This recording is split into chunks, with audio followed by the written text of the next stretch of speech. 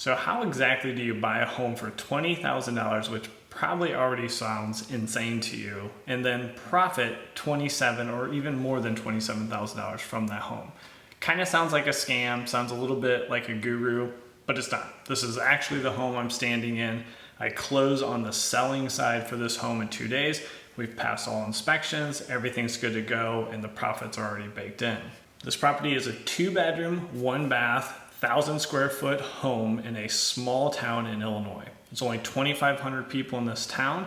It only has like a Subway, a couple gas stations, a small factory, but it's really more of a bedroom community to a larger town where people might stay here, lower cost of living. This is where their home's at, but then they commute every day to their actual job in the larger city. The total holding time for this, or the total timeline for this project, is 79 days. That's from when I closed on it on the purchase or buy side to when I will close on the sell side and get that check, which you can deposit into your bank account. And the numbers looked like this. So we purchased the home for $20,000 and there was $1,230 associated to closing on the buy side of that transaction. One of the main things is the home did not have appliances, so I needed to get a full appliance package with over-the-range microwave. You had the range itself, a dishwasher, and a refrigerator, in addition to a washer and dryer.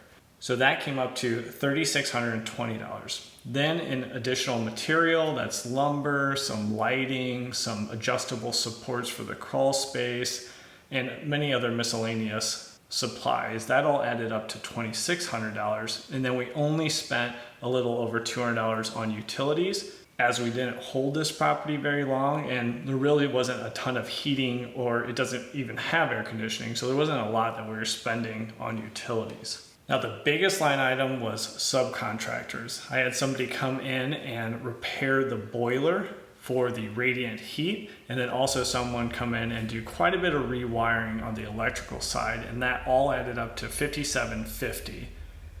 Then when we moved towards closing, we had $1,500 in closing costs. We have a line of credit, that is how we funded this deal, so the what's called cost of capital is very low for this transaction, which is only $350 for the whole project, which is amazing. Property taxes that we would need to pay during the holding period is $320. Realtors are going to add up to $4,230. And then part of my marketing. So I am slicing off a part of my overall marketing, which is by far the highest overhead that I have in this part of my business.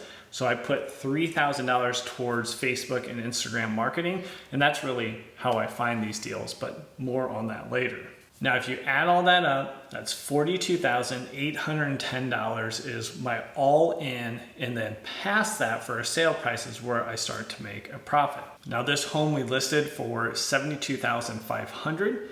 Within 3 days, we got an offer because this is a fantastic selling market in 2021. And then we agreed upon a purchase price of $70,500. So if we take that sale price, we minus our total investment, that's where we're looking at $27,690 that we made in profit. Now, the only other thing that needs to come out of that is, of course, you're gonna need to pay taxes because this is additional income that you have. So you will have to pay taxes later on. But for me, at least in my business, there's really no other expenses that are coming out. So that is true profit. And as you can see, it's a good way to grow a side hustle or to grow your business. Let me know if you have any questions on the numbers or just in general on this property. But if you want to see this property in more detail, up in the attic, down in the crawl space, and the condition that it was in, it overall didn't look too much different, but some of the structures and electrical actually did change quite a bit. There is another video linked right here that goes over the 5 top issues you need to look out for when buying an old home, which was exactly this old home. And the last thing we'll touch on is really the key to this whole business, and that is marketing.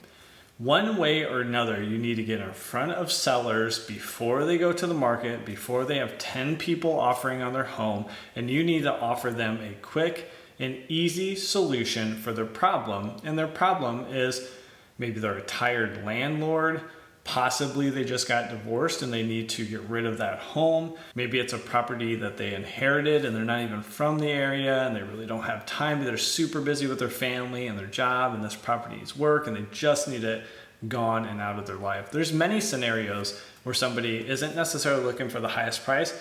They're looking for the easiest sale, a seamless, fast process that doesn't give them any more headaches. Now, I do this by marketing on Facebook and Instagram, and then I send people over to my website where they fill out the information, and then I contact them and we see if we can't work anything out. Overall, I convert about 1 in 35 or 1 in 40 of those leads to an actual signed contract where I can close on it. But starting off, maybe you don't have the budget, you don't have the website to do all that. So the thing that I recommend for newbies is to get out there and hustle. And how you do that is what's called driving for dollars. Now, driving for dollars is overall pretty simple. You might be just driving down your neighborhood and you notice that one of the lawns is getting a little overgrown and it's not being maintained. Now, that's probably a good sign that no one's actually living in the home, and there possibly might be somebody looking to sell that property. Again, maybe there's a road that you travel for years and years and years, and there's that one home in a really nice neighborhood that simply you've never seen anybody at and there's no activity. Those are two great examples of properties that somebody might be interested to sell, and you can get in front of them before they list it with a realtor. So all you need to do is write down the addresses of all these properties that you see and somehow have a rhyme or reason of how you do this. Maybe you break up your community in certain areas. You drive one area on a Saturday, the next Saturday you do the next area, and so on, and you spread out and cover your entire area to get as many addresses of properties like this as you can. Then you take those addresses and you go on your county's assessor's website, and there's usually a property tax inquiry lookup. And all that is you're going to give a street address, and it's going to give you the records for that address.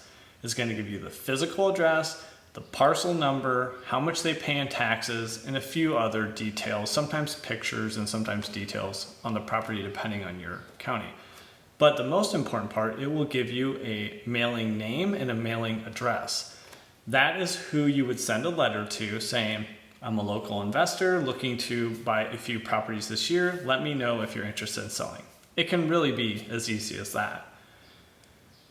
Now, you're not going to be able to send out 5 of these letters and get a great deal like the one I'm standing in. This will take time and could take hundreds and hundreds of letters, but it could also be definitely worth your time in the long run. Now, there are a ton of other options out there to find off-market deals, and what I would recommend if you're very interested in this is go to biggerpockets.com.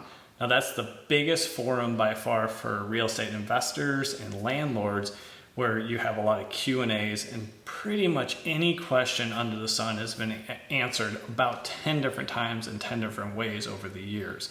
So you can go out there, search for what you're looking for, and get a ton of ideas from very successful investors, which can point you in the right direction. Now, if you like this sort of video, this sort of content, maybe it's something you're looking to do in the future, don't forget to like the video, comment, let me know your questions, and feel free to share this video to others that you think will get value. And before you take off, don't forget, if you're not already subscribed to the channel, subscribe, as we have multiple videos coming out per week, usually helping you with repairs and improvements around a house, but stretching out into topics such as this as well.